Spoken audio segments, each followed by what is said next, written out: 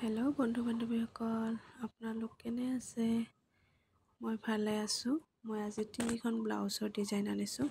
এইখন first white কালাৰৰ, এইটো হৈছে লটকনটো চিম্পুল ডিজাইন।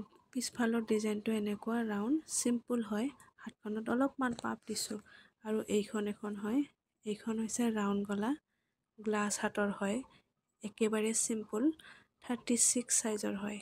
যদি আপোনালোকক ইয়াৰ কাটিং আৰু চিলাইৰ ভিডিঅ' লাগে জনাব।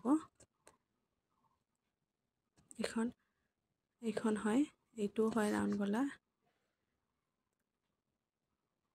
এইখন হয়, এইখন হৈছে বক্স গলা হয়। আৰু ইয়াৰ হাতটো হৈছে দীঘল, নেট লগাইছোঁ। একেবাৰে চিম্পুল। আপোনালোকক যদি ইয়াৰ কাটিং আৰু চিলাইৰ ভিডিঅ' লাগে এই তিনিখনৰে মোক জনাব।